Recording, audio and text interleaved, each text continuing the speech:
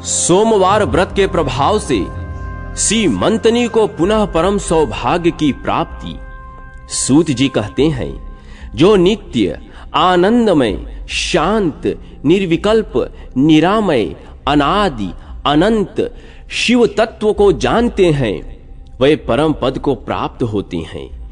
जो धीर पुरुष काम भोगों से विरक्त हो भगवान शंकर में हेतु रहित पराभक्ति करते हैं, उनका मोक्ष हो जाता है।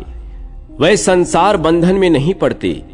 जो मायामय संसार में चिरकाल तक सुखपूर्वक विहार करके देहावसान होने पर मोक्ष चाहते हैं, उनके लिए यह धर्म बताया गया है कि संसार में भगवान शिव की पूजा सदा ही स्वर्ग और मोक्ष का हेतु है।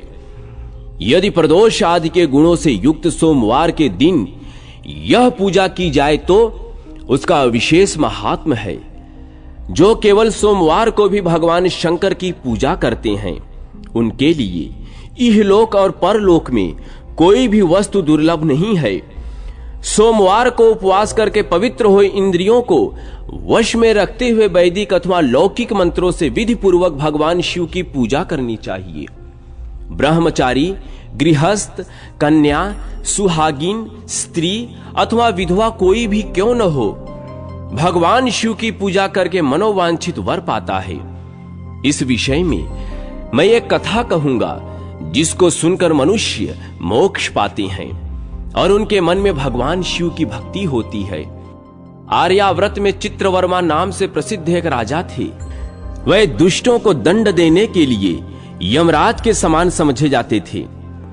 वह धर्म मर्यादाओं के रक्षक, कुमार्गगामी पुरुषों को दंड देकर राह पर लाने वाले, समस्त यज्ञों का अनुष्ठान कराने वाले और शरणार्थियों की रक्षा करने में समर्थ थे। भगवान शिव और विष्णु में उनकी बड़ी भक्ति थी। राजा चित्रवर्मा ने अनेक परम पराक्रमी पुत्रों को पाकर अंत में एक सुंदर मुख वाली कन्या प्राप्त की। एक दिन राजा ने जातक के लक्षण जानने वाले श्रेष्ठ ब्राह्मण को बुलाकर कन्या की जन्म कुंडली उन्हें सौंपी और अनुसार भावी फल पूछे। तब उन ब्राह्मणों में से एक बहुज्ञ विद्वान ने यूं कहा, महाराज, यह आपकी कन्या सीमंतनी नाम से प्रसिद्ध होगी। यह भगवती उमा की भांति, मांगलमयी दमयंती की भांति, परम सुंदरी, सरस्वती के समान सब कलाओं को जानने वाली तथा लक्ष्मी की भांति अत्यंत सद्गुणों से सुशोभित होगी। यह 10,000 वर्षों तक अपने स्वामी के साथ आनंद भोगेगी और 8 पुत्रों को जन्म देकर उत्तम सुख का उपभोग करेगी। तत्पश्चात एक दूसरे ब्राह्मण ने कहा, यह कन्या 14वें वर्ष में विधवा हो जाएगी। यह वज्राघात के समान दारुण वचन सुनकर राजा 2 घड़ी तक चिंता में डूबे रहे। तदनंतर सब ब्राह्मणों को विदा करके राजा ने सब कुछ भाग्य के अनुसार ही होता है ऐसा समझकर चिंता छोड़ दी। सीमंतनी धीरे धीरे सयानी हुई। अपनी सखी के मुख से भावी वैधव्य की बात सुनकर उसे बड़ा खेद हुआ। उसने चिंता मग्न होकर याज्ञवल्क्य मुनि की पत्नी मैत्रेयी से पूछा, माताजी, मैं आपकी चरणों की शरण में आई हूं। मुझे सौभाग्य बढ़ाने वाले सत्कर्म का उपदेश दीजिए। इस प्रकार शरण में आई हुई राज्य कन्या से पतिव्रता मैत्रेयी ने कहा, सुंदरी, तू शिव सहित पार्वती जी की शरण में जा और सोमवार को एकाग्र चित्त होकर स्नान और उपवास पूर्वक स्वच्छ वस्त्र धारण करके शिव और पार्वती का पूजन कर। सोमवार के दिन शिव और पार्वती की आराधना करती रह। इससे बड़ी भारी आपत्ति पड़ने पर भी तू उससे मुक्त हो जाएगी। घोर से घोर एवं भयंकर महाक्लेश में भी पड़कर शिव पूजा न छोड़ना। उसके प्रभाव से महान भय से पार हो जाओगी। इस प्रकार सीमंतनी को आश्वासन देकर पतिव्रता मैत्रेयी आश्रम को चली गई। राजकुमारी ने उनके कथानुसार भगवान शिव का पूजन प्रारंभ किया। निषद देश में नल की पत्नी दमयंती के गर्भ से इंद्रसेन नामक पुत्र हुआ था। राजा इंद्रसेन के पुत्र चंद्रांगद हुए। नृपश्रेष्ठ चित्रवर्मा ने राजकुमार चंद्रांगद को बुलाकर गुरुजनों की आज्ञा से उन्हीं के साथ अपनी पुत्री सीमंती का विवाह कर दिया। उस विवाह में बड़ा उत्सव हुआ। विवाह के पश्चात चंद्रांगद कुछ काल तक ससुराल में ही रहे। एक दिन राजकुमार यमुना के पार जाने के लिए कुछ मित्रों के साथ नाव पर सवार हुए। भाग्यवश नाव यमुना के भंवर में मल्लाहों सहित डूब गई।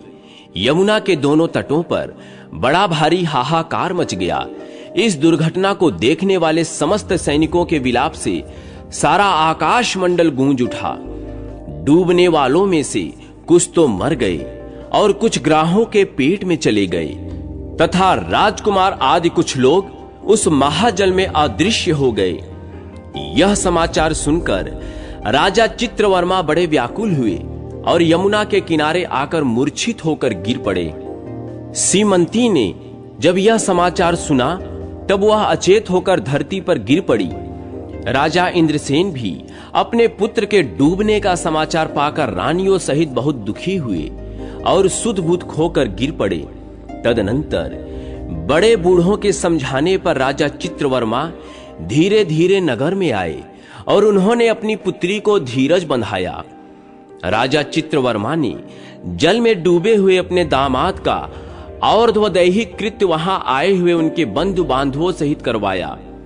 पतिव्रता सीमंती ने चिता में बैठकर पति लोक में जाने का विचार किया, किंतु उसके पिता ने स्नेहवश रोक दिया। तब वह विधवा जीवन व्यतीत करने लगी। मुनि पत्नी मैत्रेयी ने जिस शुभ सोमवार व्रत का उपदेश दिया था उसे सदाचार परायणा सीमंती ने विधवा होने पर भी नहीं छोड़ा। इस प्रकार 14वें वर्ष की आयु में अत्यंत दारुण दुख पाकर वह भगवान शिव के चरणार बिंदों का चिंतन करने लगी। शिव की आराधना करते करते उसके 3 वर्ष व्यतीत हो गए। उधर पुत्र शोक से उन्मत्त हुए राजा इंद्रसेन को बलपूर्वक दबाकर उनके भाइयों ने सारा राज्य छीन लिया और उन्हें पत्नी सहित पकड़कर कारागृह में डाल दिया। इंद्रसेन के पुत्र चंद्रांगद यमुना के जल में डूबने पर नीचे नीचे गहराई में उतरने लगे। बहुत नीचे जाने पर उन्होंने नागवधुओं को जल क्रीड़ा में निमग्न देखा। राजकुमार को देखकर वह भी विस्मित हुई और उन्हें पाताल लोक में ले गई। वहां चंद्रांगद ने तक्षक नाग के परम अद्भुत रमणीय नगर में प्रवेश किया और इंद्र भवन के समान मनोहर एक सुंदर महल देखा, जो बड़े बड़े रत्नों की प्रकाशमान किरणों से उद्दीप्त हो रहा था। भगवान सूर्य के समान तेजस्वी तक्षक नाग को सभा भवन में विराजमान देख परम बुद्धिमान राजकुमार ने प्रणाम किया और हाथ जोड़कर खड़े हो गए। तक्षक के तेज से उनके नेत्र चौंधिया गए। नागराज ने भी मनोरम राजकुमार को देखकर उन नागिनों से पूछा, यह कौन है और कहां से आया है? उन्होंने उत्तर दिया, हमने इसे यमुना जल में देखा है और इसके कुल तथा नाम का परिचय न होने के कारण आपके पास ले आई हैं। तब तक्षक ने राजकुमार से पूछा, तुम किसके पुत्र हो? कौन हो? कौन सा तुम्हारा देश है और यहां पर तुम्हारा कैसे आगमन हुआ? राजपुत्र ने कहा, भूमंडल में निषद नाम से प्रसिद्ध एक देश है। उसके स्वामी राजा नल महायशस्वी हो गए हैं। वह पुण्य श्लोक माने जाते हैं। उनके पुत्र इंद्रसेन हुए और इंद्रसेन का पुत्र मैं हुआ। मेरा नाम चंद्रांगद है। मैं अभी नूतन विवाह करके ससुराल में ही टिका था और यमुना जी के जल में विहार करता हुआ दैव की प्रेरणा से डूब गया। ये नाग पत्नियां मुझे आपके पास ले आई हैं। जन्मांतर के उपार्जित पुण्यों के प्रभाव से यहां मैंने आपके चरणार बिंदों का दर्शन किया है। आज मैं धन्य हूं। मेरे माता पिता कृतार्थ हो गए, क्योंकि आपने दया करके मेरी ओर देखा और मुझसे वार्तालाप किया है। इस प्रकार अत्यंत मनोहर उदारतापूर्ण वचन सुनकर तक्षक ने कहा, राजकुमार, तुम भय न करो, धैर्य रखो और बताओ, तुम संपूर्ण देवताओं में किसकी पूजा करते हो? राजकुमार ने कहा, जो संपूर्ण देवों में महादेव कहे जाते हैं, उन्हीं विश्वात्मा उमापति भगवान शिव की मैं पूजा करता हूं। जो विधाता के भी विधाता, कारण के भी कारण और तेजों में सर्वोत्कृष्ट तेज हैं, वह भगवान शिव मेरी परम गति हैं। जो अत्यंत निकट होकर भी पाप से दूषित चित्त वाले पुरुषों के लिए बहुत दूर हैं, तथा जिनके तेज की कोई सीमा नहीं है, जो अग्नि, भूमि, वायु, जल और आकाश में भी स्थित हैं, वह विश्वात्मा भगवान सदाशिव हम सब के लिए परम पूजनीय है।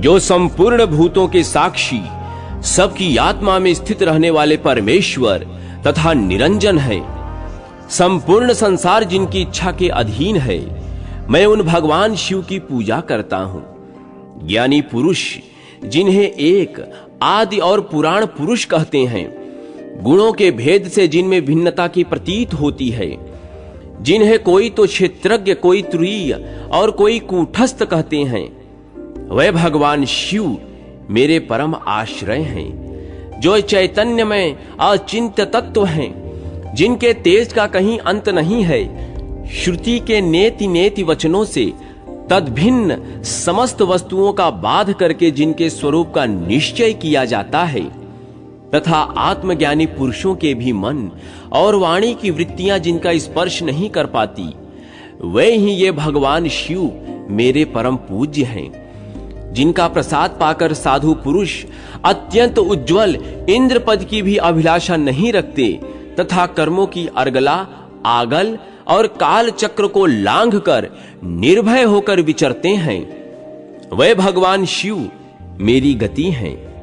जिनकी स्मृति चांडाल की योनि में जन्म पाने वाले मनुष्यों के भी समस्त पाप रूपी रोगों का नाश करती है, तथा जिनका संपूर्ण रूप श्रुतियों के लिए भी ढूंढने योग्य है, उन्हीं भगवान शिव के उद्देश्य से मैं सदैव पूजा करता हूं।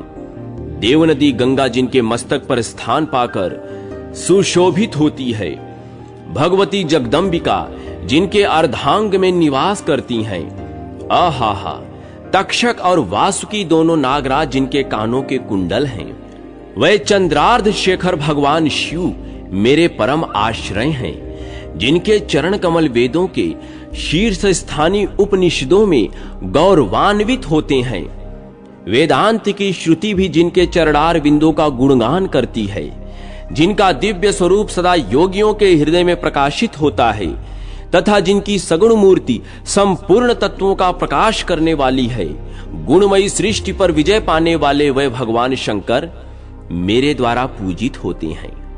राजकुमार की यह बात सुनकर तक्षक का चित्त प्रसन्न हो गया। उनके हृदय में महादेव जी के प्रति नूतन भक्ति भाव का उदय हो आया और वे उनसे इस प्रकार बोले, राजेंद्र नंदन, तुम्हारा कल्याण हो। मैं तुम पर बहुत प्रसन्न हूं, क्योंकि तुम बालक होकर भी सर्वोत्कृष्ट परात्पर शिव तत्व को जानते हो। देखो, यह रत्नमय लोक है, यह मनोहर नेत्रों वाली युवतियां हैं, ये मनोवांछित कामना पूर्ण करने वाले कल्प वृक्ष हैं, तथा ये अमृत रूपी जल से भरी हुई बावलियां हैं। यहां मृत्यु का दारुण भय नहीं है, बुढ़ापा और रोग से यहां किसी को पीड़ा नहीं होती। तुम इच्छानुसार यहीं विहरो और यथा योग्य सुख भोगों का उपभोग करो। नागराज के ऐसा कहने पर राजकुमार हाथ जोड़कर बोले, नागराज, मैंने समय पर विवाह किया है। मेरी पत्नी उत्तम व्रत का पालन करने वाली और शिव पूजा परायणा है, और मैं अपने माता पिता का इकलौता पुत्र हूं। वे सब लोग इस समय मुझे मरा हुआ मानकर महान शोक से घिर गए होंगे। अतः मुझे किसी प्रकार भी यहां अधिक समय तक नहीं ठहरना चाहिए। आप कृपा करके मुझे मनुष्य लोक में पुनः पहुंचा दे। नागराज तक्षक ने कहा, राजकुमार, तुम जब जब मेरी याद करोगे तब तब तुम्हारे सामने प्रकट हो जाऊंगा। ऐसा कहकर उन्होंने राजकुमार को एक सुंदर अश्व भेंट किया, जो इच्छा के अनुसार चलने वाला था। अनेक प्रकार के द्वीपों, समुद्रों और लोकों में उसकी अप्रतिहित गति थी। इसके सिवा उन्होंने रत्न में आभूषण, दिव्य वस्त्र एवं दिव्य अलंकार भेंट किए। उनकी सहायता के लिए सारी व्यवस्था करने के पश्चात तक्षक ने जाओ यूं कहकर प्रेम पूर्वक उन्हें विदा किया। चंद्रांगद उस घोड़े पर सवार हो वहां से निकल पड़े और थोड़ी ही देर में यमुना के जल से बाहर आकर उस दिव्य अश्व पर चढ़े हुए ही नदी के रमणीय तट पर घूमने लगे। इसी समय पतिव्रता सीमंतनी अपनी सखियों से घिरी हुई वहां स्नान करने के लिए आई। उसने यमुना के तट पर मनुष्य रूपधारी नागकुमार के साथ भ्रमण करते हुए राजकुमार चंद्रांगद को देखा। दिव्य अश्व पर आरूढ़ हुए अपूर्व आकार वाले उन राजकुमार को देखकर वह उन्हीं की ओर दृष्टि लगाए खड़ी हो गई। उसे देखकर चंद्रांगद ने मन ही मन विचार किया, जान पड़ता है इसे मैंने पहले कभी देखा है।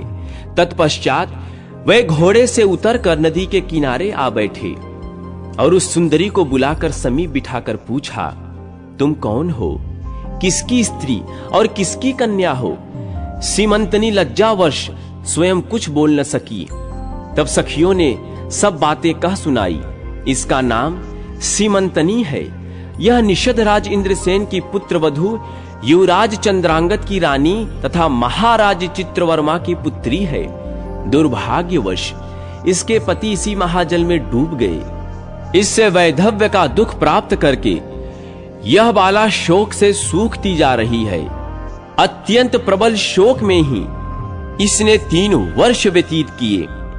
आज सोमवार है, इसलिए यहां यमुना जी में स्नान करने के लिए आई है।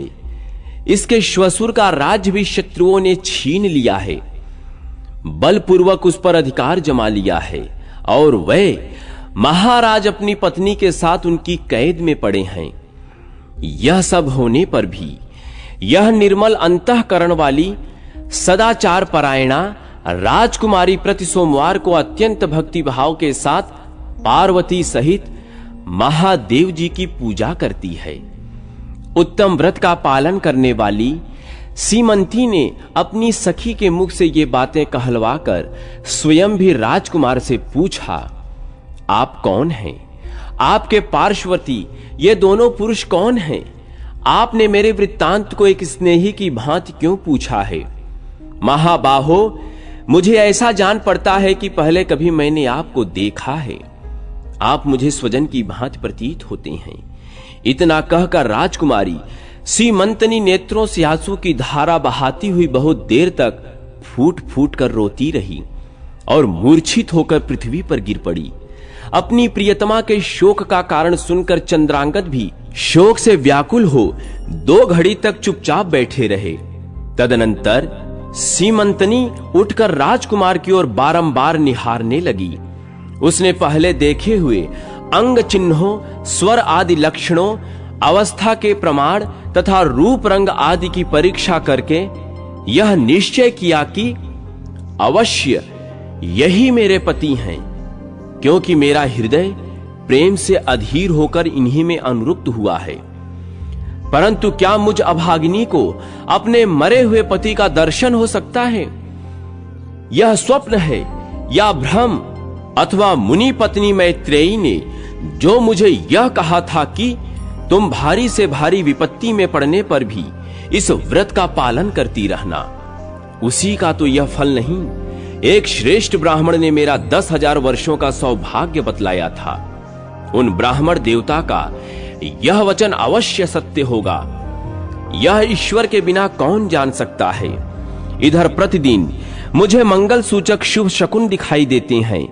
पार्वती देवी के प्राणनाथ भगवान शिव के प्रसन्न होने पर देहधारियों के लिए कौन सी वस्तु दुर्लभ हो सकती है? इस प्रकार भांति भांति से विचार करके उसका संदेह दूर हो गया। तब लज्जा से उसने अपना मुख नीचे की ओर कर लिया।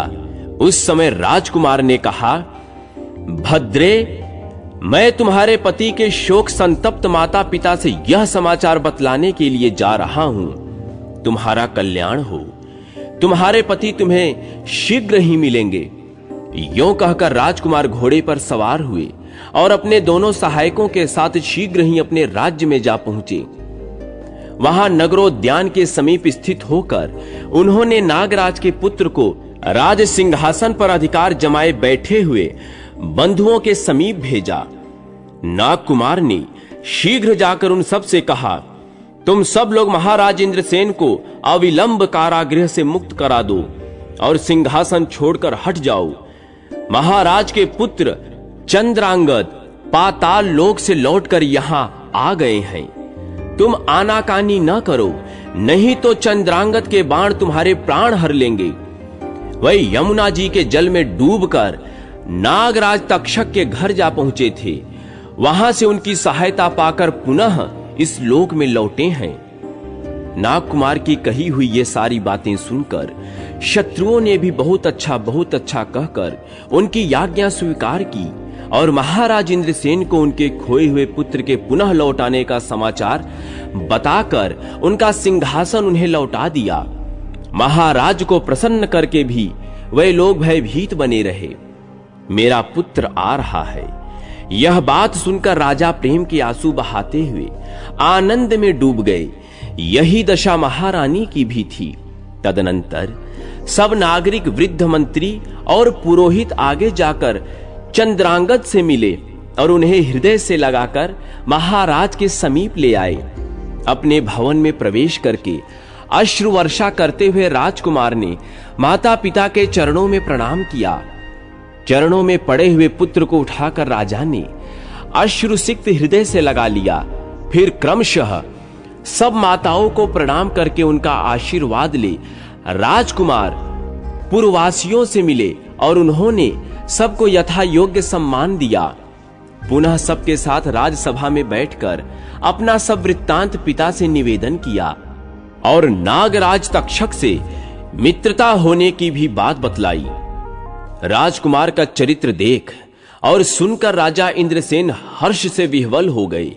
उन्होंने अपने मन में यही माना कि मेरी पुत्र वधू ने भगवान महेश्वर की आराधना करके इस अनुपम सौभाग्य का अर्जन किया है। निषद राज ने यह मंगलमयी वार्ता दूतों के द्वारा महाराज चित्रवर्मा को भी कहला दी। यह अमृतमयी वार्ता सुनकर महाराज चित्रवर्मा आनंद से विह्वल हो गए और बड़े वेग से उठकर उन्होंने संदेशवाहकों को उपहार में बहुत धन दे दिया। फिर अपनी पुत्री को बुलाकर उन्होंने उसे वैधव्य के चिन्हों का परित्याग करवाया और उसे नाना प्रकार के आभूषणों से विभूषित किया। तत्पश्चात समूचे राष्ट्र के गांव और नगर के आदमी बड़ा भारी उत्सव हुआ और सब लोगों ने राजकुमारी सीमंतकी के सदाचार की बड़ी प्रशंसा की। चित्रवर्मा ने इंद्रसेन के पुत्र चंद्रांगद को बुलाकर सीमंतकी को उनके साथ विदा कर दिया। चंद्रांगद ने तक्षक के घर से लाए हुए रत्न आदि आभूषणों के द्वारा, जो मानव मात्र के लिए अत्यंत दुर्लभ है, अपनी पत्नी को अलंकृत किया। तपे हुए स्वर्ण के समान सुशोभित 40 कोस तक जाने वाली सुगंध से युक्त दिव्य अंगराग से सीमंतकी की बड़ी शोभा हो रही थी। कमल के केसर के समान रंग वाले कल्प वृक्ष के पुष्पों से बनी हुई और कभी न कुम्हलाने वाली माला भी सती सीमंतकी की शोभा बढ़ा रही थी। इस प्रकार शुभ मुहूर्त में अपनी पत्नी को साथ लेकर श्वशुर की आज्ञा से चंद्रांगद पुनः अपनी नगरी में आए। महाराज इंद्रसेन ने अपने पुत्र को राज सिंहासन पर बिठाकर तपस्या द्वारा भगवान शिव की आराधना करके योगी पुरुषों को उपलब्ध होने वाली उत्तम गति प्राप्त की। राजा चंद्रांगद ने अपनी धर्म पत्नी सीमंतनी के साथ 10,000 वर्षों तक नाना प्रकार के विषयों का उपभोग किया।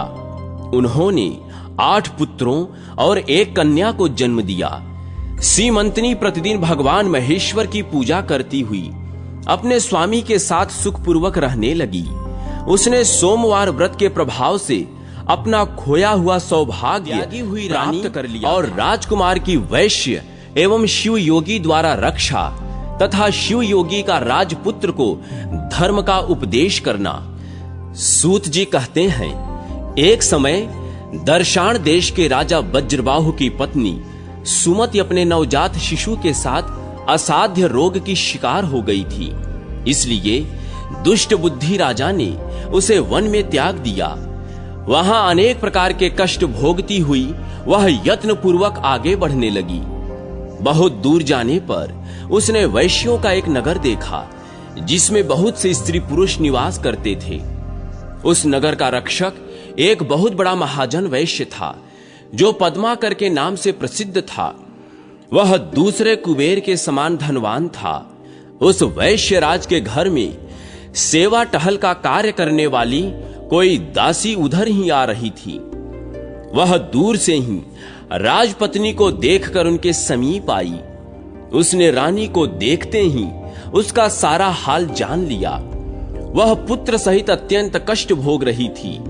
दासी ने अपने स्वामी को उस स्त्री का दर्शन कराया। वैश्यराज ने रोगी पुत्र के साथ स्वयं भी रोग से पीड़ित हुई राजपत्नी को एकांत में बुलाकर उसका सब वृत्तांत पूछा और सब बात जान लेने पर अपने घर के पास ही एकांत गृह में उसे ठहराया। अन्न, वस्त्र, जल और शैया आदि का प्रबंध करके वैश्य ने माता के समान उसका आदर किया। उस घर में सुरक्षित होकर निवास करती हुई राजपत्नी के व्रण और यक्ष्मा आदि रोगों की शांति नहीं हुई। कुछ ही दिनों में रानी का पुत्र घाव से पीड़ित होकर वैद्यों की चिकित्सा शक्ति से परे जा पहुंचा और मृत्यु को प्राप्त हो गया। पुत्र के मरने पर रानी महान शोक से ग्रस्त हो मूर्छित हो गई और टूटी हुई लता के समान धरती पर गिर पड़ी। फिर सचेत होने पर वैश्यों की स्त्रियों ने उसे बहुत समझाया, तथापि वह अत्यंत दुखित हो विलाप करने लगी। हा पुत्र, बंधु बांधवों से त्यागी हुई अपनी इस दीन एवं अनाथ माता को छोड़कर तुम कहां चले गए? जब वह इस प्रकार विलाप कर रही थी, उसी समय ऋषभ नाम से प्रसिद्ध शिव योगी वहां आ पहुंचे। वैश्यराज ने अर्घ्य देकर उनका सत्कार किया। तत्पश्चात वे शोकग्रस्त राजपत्नी के समीप जाकर इस प्रकार बोले, बेटी, तुम इतनी क्यों रो रही हो? संसार में किसका जन्म हुआ और कौन मृत्यु को प्राप्त हुआ? ये शरीर आदि जल के फेन के समान क्षणभंगुर है। कभी इनकी प्रतीत का भ्रम होता है, कभी ये शांत हो जाते हैं और कभी पुनः इनकी स्थिति होती है। अतः फेन के समान इस शरीर की मृत्यु होने पर विद्वान पुरुष शोक नहीं करते। सत्व आदि तीनों गुण माया से उत्पन्न होते हैं। उन्हीं तीनों गुणों से शरीर की उत्पत्ति होती है। अतः सबके शरीर त्रिगुणमय ही हैं। सत्व गुण की अधिकता होने से जीव देव योनि को प्राप्त होता है। रजोगुण से मानव योनि में जन्म लेता है और तमोगुण की अधिकता से अपनी वासना के अनुसार वह पशु पक्षी आदि योनि में उत्पन्न होता है।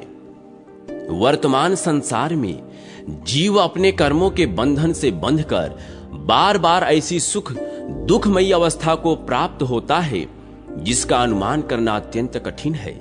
जिनकी आयु एक कल्प तक की मानी गई है, ऐसे देवताओं की स्थिति में भी उलटफेर होता रहता है। फिर जो अनेक प्रकार के रोगों से ग्रस्त हैं, ऐसे मानव देहधारी प्राणियों की तो बात ही क्या है। कोई काल को ही इस शरीर की उत्पत्ति में कारण बताते हैं, कोई कर्म को ही और कोई गुणों को हेतु मानते हैं। वस्तुतः काल, कर्म और गुण तीनों से ही शरीर का आधान हुआ है। यह पांच भौतिक शरीर उत्पन्न हो या मरे, इसे देखकर विद्वान पुरुष हर्ष और शोक नहीं करते। जीव अव्यक्त से उत्पन्न होता और अव्यक्त में ही लीन होता है। केवल मध्यकाल में जल के बुलबुले की भांति व्यक्त सा प्रतीत होता है। जीव जब गर्भ में आता है, उसी समय उसकी मृत्यु निश्चित हो जाती है। वह दैववश जन्म लेकर जीवित रहता है अथवा जन्म लेते ही सहसा उसकी मृत्यु हो जाती है। कितने ही जीव गर्भ में ही नष्ट हो जाते हैं। कुछ जन्म लेने पर तत्काल मर जाते हैं, कुछ जवान होने पर मृत्यु को प्राप्त होते हैं और कुछ बुढ़ापे में परलोकगामी होते हैं। पहले का कर्म जैसा होता है वैसा ही शरीर जीव को प्राप्त होता है तथा वह कर्मों के अनुसार ही सुख दुख भोगता है। विधाता के द्वारा ललाट में लिखी हुई आयु, सुख दुख, विद्या और धन को लिए हुए जीव जन्म लेता है। कर्मों का उल्लंघन करना असंभव है, काल का भी अतिक्रमण करना किसी के लिए संभव नहीं है। जगत के समस्त पदार्थ अनित्य हैं, इसलिए तुम्हें शोक नहीं करना चाहिए। स्वप्न के पदार्थों में नियम पूर्वक स्थिरता कहां है? इंद्रजाल में सच्चाई कहां है? शरद ऋतु के बादलों में चिरस्थायिता कहां है? और प्राणियों के शरीर में नित्यता कहां है? अब तक तुम्हारे 100 कोटि अयुत 10,000 जन्म व्यतीत हो चुके हैं। अब तुम ही बताओ, तुम किसकी किसकी पुत्री हो, किसकी किसकी माता हो और किसकी किसकी पत्नी हो। यह शरीर 5 भूतों का बना हुआ है। यह त्वचा, रक्त और मांस से बंधा हुआ है। मेदा, मज्जा और हड्डियों का समूह है तथा मल मूत्र और कफ का भाजन है। मोह में पड़ी हुई नारी, यह जो तुम्हारे पास दूसरा शरीर तुम्हारा पुत्र का शव पड़ा हुआ है, इस अपने पुत्र को भी अपने शरीर से निकला हुआ मल समझकर तुम्हें शोक नहीं करना चाहिए। कोई पंडित भी अपनी तपस्या, विद्या, बुद्धि, मंत्र, औषधि तथा रसायन से मृत्यु का उल्लंघन नहीं कर सकता। सुमुखी, आज एक जीव की मृत्यु होती है तो कल दूसरे की, अतः इसी अनित्य शरीर के लिए तुम्हें शोक नहीं करना चाहिए। मृत्यु सदा समीप ही रहती है। फिर बताओ, देहधारियों को क्या सुख है? अतः यदि तुम जन्म, बुढ़ापा और मृत्यु को जीतना चाहती हो तो मृत्यु को जीतने वाले सबके ईश्वर भगवान उमापति की शरण में जाओ। तभी तक मृत्यु का घोर भय है तथा जन्म और जरावस्था का भय है, जब तक कि जीव भगवान शिव के चरणार बिंदों की शरण में नहीं जाता। अत्यंत भयंकर संसार में नाना प्रकार के दुखों का अनुभव करके मनुष्य का मन जब उसकी ओर से विरक्त हो जाता है, उस समय उसे भगवान महेश्वर का ध्यान करना चाहिए। जो मन से भगवान शिव की ध्यान रूपी रसामृत का पान करता है, उस पुरुष को फिर संसार की विषय रूपी मदिरा को पीने की तृष्णा नहीं रह जाती। जब सब प्रकार की आसक्तियों से छूटा हुआ मन वैराग्य के अधीन हो भगवान शिव के चरणों के चिंतन में मग्न हो जाता है, तब मनुष्य का इस संसार में फिर जन्म नहीं होता। भद्रे, यह मन भगवान शिव के ध्यान का एकमात्र साधन है। इसे शोक और मोह में न डुबो, शिव जी का भजन करो। इस प्रकार शिव योगी ने अनुनय पूर्वक जब रानी को समझाया, तब उसने उन्हीं को गुरु मानकर उनके चरण कमलों में प्रणाम करके कहा, भगवान, जिसका एकमात्र पुत्र मर गया हो, जिसे प्रिय बंधुओं ने त्याग दिया हो तथा जो महान रोग से अत्यंत पीड़ित रहती हो, ऐसी मुझ अभागिनी के लिए मृत्यु के सिवा दूसरी कौन गति है। इसलिए मैं इस शिशु के साथ ही प्राण त्याग देना चाहती हूं। मृत्यु के समय जो आपका दर्शन हो गया, मैं इतने से ही कृतार्थ हूं। रानी की यह बात सुनकर दया निधान शिव योगी मरे हुए बालक के पास आए और शिव मंत्र से अभिमंत्रित भस्म लेकर उसके मुंह में डाल दिया। विभूत की पड़ते ही वह मरा हुआ बालक प्राण युक्त हो गया। प्राण लौट आने पर बालक ने आंखें खोल दी। उसकी इंद्रियों में पूर्ववत शक्ति आ गई और वह दूध पीने की इच्छा से रोने लगा। तब नेत्रों से आनंद के आंसू बहाती हुई रानी ने झपट कर बालक को गोद में उठा लिया और उसे छाती से चिपकाकर वह अपूर्व आनंद में डूब गई। तत्पश्चात शिव योगी ने माता और बालक के विषैले घावों से युक्त शरीर में भी भस्म का स्पर्श कराया। इससे उन दोनों के शरीर दिव्य हो गए। उन्होंने देवताओं के समान कांतिमान स्वरूप धारण कर लिया। तत्पश्चात ऋषभ ने रानी से कहा, बेटी, तुम दीर्घ काल तक जीवित रहो। जब तक इस संसार में जीवित रहोगी, तब तक वृद्धावस्था तुम्हारा स्पर्श नहीं कर सकेगी। साध्वी, तुम्हारा यह पुत्र लोक में भद्रायु नाम से विख्यात होगा और अपना राज्य प्राप्त कर लेगा।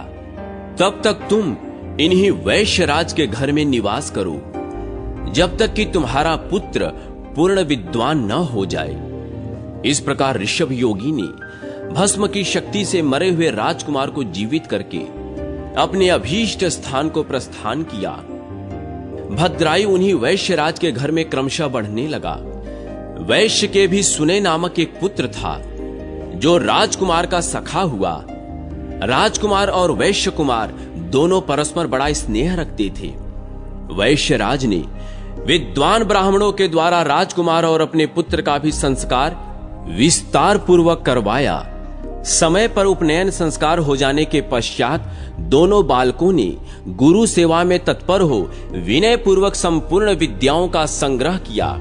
तदनंतर जब राजकुमार का 16वां वर्ष लगा तब वह ही ऋषभ योगी पुनः वैश्यराज के घर आए। रानी और राजकुमार ने बड़े हर्ष के साथ उनको बार बार प्रणाम करके उनकी यथा योग्य पूजा की। उन दोनों से पूजित होने पर योगीश्वर शिव योगी ने कहा, बेटा तुम कुशल से तो हो न? तुम्हारी माता को कोई कष्ट तो नहीं है न? क्या तुमने सब विद्याओं का अध्ययन कर लिया? गुरुजनों की सेवा में सदा संलग्न रहते हो न? वत्स, क्या मुझ प्राणदाता गुरु का कभी स्मरण करते हो? योगीश्वर ऋषभ के ऐसा कहते समय विनयशीला रानी ने अपने पुत्र को उनके चरणों में डाल दिया और कहा, गुरुदेव, यह आपका ही पुत्र है। आप ही इसके प्राणदाता हैं, पिता हैं। आप दया करके अपने इस शिष्य को अनुग्रहित करें और इसे सत्पुरुषों के उत्तम मार्ग, शुभ कर्म का उपदेश दें। रानी के द्वारा इस प्रकार प्रसन्न कराए जाने पर परम बुद्धिमान शिव योगी ने राजकुमार को सन्मार्ग का उपदेश दिया। ऋषभ बोले, वेद, स्मृति और पुराणों में जिसका उपदेश किया गया है वही सनातन धर्म है। सब लोगों को चाहिए कि अपने अपने वर्ण और आश्रम के अनुसार सदा शास्त्रों का धर्म एवं सेवन करें। वत्स, तुम सदा सत्पुरुषों के मार्ग पर चलो, उत्तम आचार का ही पालन करो, देवताओं की आज्ञा का कभी उल्लंघन न करो, देवताओं की अवहेलना भी न करो। गौ, देवता, गुरु और ब्राह्मण के प्रति सदा भक्ति भाव रखो। अतिथि के रूप में चांडाल भी अपने घर आ जाए तो सदा उसका सत्कार करो। अपने प्राणों पर संकट आ जाए तो भी सत्य का परित्याग न करो। महाबाहो, पराये धन की, पराई स्त्री की, देवता तथा ब्राह्मण की वस्तुओं की और अत्यंत दुर्लभ पदार्थों की भी तृष्णा त्याग दो। महामते, सदा उत्तम कथा, उत्तम आचार, उत्तम व्रत, सत्पुरुषों के आगमन तथा धर्म आदि के संग्रह की ही अभिलाषा करो। स्नान, जप, होम, स्वाध्याय, पितृतर्पण, गो पूजा, देव पूजा और अतिथि पूजा में कभी आलस्य को समीप न आने दो। क्रोध, द्वेष, भय, शठता, चुगली, अनुचित आग्रह, कुटिलता, दंभ और उद्वेग का यत्न पूर्वक त्याग करो। अकारण वैर्य, व्यर्थ की बकवाद और दूसरों की निंदा छोड़ दो। मृगया, द्वीत क्रीड़ा, मद्यपान, स्त्री और स्त्री लंपट पुरुष, इन सब के संग का परित्याग करो। अधिक भोजन, अधिक परिश्रम, अधिक बातचीत और अधिक खेल कूद तथा क्रीड़ा विलास को सदा के लिए छोड़ दो। अधिक विद्या, अधिक श्रद्धा, अधिक पुण्य, अधिक स्मरण, अधिक उत्साह, अधिक प्रसिद्धि और अधिक धैर्य जैसे भी प्राप्त हो उसके लिए सदा चेष्टा करो। अपनी ही पत्नी के प्रति सकाम बनो। अपने शत्रुओं पर भी क्रोध न करो। पुण्य राशि के संग्रह के लिए लोभ करो। पापाचारियों के प्रति असूया, दोष दृष्टि करो। पाखंडियों के प्रति द्वेष तथा साधु पुरुषों के प्रति राग रखो। बुरी सलाह को समझने में और ग्रहण करने में मूर्ख बने रहो। चुगलों की बातें अनसुनी करने के लिए बहरे हो जाओ। धूर्त, अत्यंत क्रोधी, शठ, क्रूर, छली, चंचल, दुष्ट, पतित, नास्तिक और कुटिल मनुष्य को दूर से ही त्याग दो। अपनी प्रशंसा न करो। दूसरों की चेष्टाओं और इशारों को समझो। धन और कुटुंब में अधिक आसक्ति न रखो। पतिव्रता पत्नी, माता, श्वशुर, साधु पुरुष और गुरु के वचनों में सदा विश्वास करो। अपनी रक्षा में तत्पर होकर सदा सावधान रहो। उत्तम व्रत का पालन करो और अपने सेवकों पर भी कभी पूर्ण विश्वास न करो। महामते, जो तुम्हारा विश्वास पात्र रहा हो, ऐसा कोई पुरुष यदि चोरी में भी पकड़ा जाए तो उसे प्राण दंड न दो। पाप रहित मनुष्यों पर संदेह न करो, सत्य से विचलित न हो। अनाथ, दीन, वृद्ध, स्त्री, बालक और निरपराध मनुष्य की धन से, बुद्धि से, शक्ति से, बल से तथा अपने प्राणों द्वारा भी रक्षा करो। वध करने योग्य शत्रु भी यदि शरण में आ जाए तो उसे न मारो। माता, पिता और गुरु के कोप से बचो। धन का व्यय, पुत्रों तथा ब्राह्मणों का अपराध सहन करो। जिस प्रकार ब्राह्मण प्रसन्न हो वैसे ही उनका हित करो, क्योंकि श्रेष्ठ द्विज संकट में पड़े हुए राजा का उस संकट से उद्धार करते हैं। आयु, यश, बल, सुख, धन, पुण्य और प्रजाजनों की उन्नति, यह सब जिस सत्कर्म से संभव हो उसका सदा सेवन करना चाहिए। देश, काल, शक्ति, कर्तव्य, अकर्तव्य का भली भांति विचार करके सदा यत्न पूर्वक कर्म करो। स्वयं किसी को बाधा न पहुंचाओ, दूसरों की बाधा का निवारण करो। उत्तम नीति और शक्ति से चोरों तथा दुष्टों का दमन करो। स्नान, जप, होम, देव पूजा तथा श्राद्ध कर्म में उतावली न करो। नींद लेने पर भोजन में शीघ्रता करो। उदार युक्त, शटता से रहित, सत्य, मनुष्यों के मन को प्रिय लगने वाली तथा थोड़े से अक्षर और अधिक अर्थ वाली बात बोलो। कहीं भी भय न करो। शत्रुओं और विपत्तियों में पड़कर भी निडर बने रहो। ब्राह्मण कुल, गुरु की आज्ञा तथा पाप चरण से डरो। कुटुंबी जनों, भाई बंधुओं, ब्राह्मणों, पत्नियों, पुत्रों तथा भोजन की षडक्तियों में समता पूर्ण बर्ताव करो। सत्पुरुषों के हितकारक उपदेशों, पुण्य कथाओं, विद्या गोष्ठियों तथा धर्म चर्चाओं से कभी मुंह न मोड़ो। जल के निकट सर्वत्र विख्यात ब्राह्मणों के निवास से युक्त परम पवित्र तथा कल्याणमय प्रशस्त स्थान में सदा निवास करो। जहां कुलटाएं और वैश्याएं रहती हो, जहां काम लंपट पुरुषों का निवास हो, ऐसे नीच, जनसेवित, दूषित स्थान में तुम कभी निवास न करो। त्रिभुवन के स्वामी एकमात्र भगवान शिव की शरण लेकर भी तुम सभी देवताओं की यथा समय उपासना करते रहो और उनके दिनों, तत्संबंधी तिथियों सबका आदर करो, सत्कार करो, उपवास करो। वत्स, तुम सदा पवित्र, सदा दक्ष, सदा शांत, सदा स्थिर, सदा काम, क्रोध, लोभ, मोह, मद और मात्सर्य, इन 6 शत्रुओं को जीतने वाले तथा सदा एकांतवासी बनो। वेद वेत्ता ब्राह्मण, नियमों से प्रकाशित होने वाले शांत सन्यासी, पुण्य वृक्ष, पुण्य नदी, पुण्य तीर्थ, महासरोवर, धेनु, वृषभ, पतिव्रता स्त्री तथा अपने घर के देवताओं को उनके पास जाते ही सहसा नमस्कार करो। ब्राह्म मुहूर्त में उठकर भली भांति आचमन करके तुम पहले अपने गुरु जी को प्रणाम करो। तत्पश्चात उमापति भगवान शिव का ध्यान करके लक्ष्मीपति नारायण, ब्रह्मा, गणेश, स्कंद, कात्यायनी देवी, महालक्ष्मी, सरस्वती, इंद्र आदि लोकपाल तथा पुण्य श्लोक पवित्र यश वाले महर्षियों का चिंतन करो। उसके बाद उदय काल में सदा भगवान सूर्य को प्रणाम करो। गंध, पुष्प, तांबूल, शाक और पके फल आदि भक्ष्य भोज्य प्रिय एवं नूतन पदार्थ वाले प्रसाद भगवान शिव को अर्पण करके फिर प्रसाद रूप से उसका उपभोग करो। जो कुछ दान, सत्कर्म, जप, स्नान, होम, चिंतन तथा तप तुम्हारे द्वारा किया जाए वह सब भगवान शिव को समर्पित कर दो। खाते, पाठ करते, सोते, घूमते, देखते, सुनते, बोलते और ग्रहण करते समय सदा भगवान शिव का ही चिंतन करो।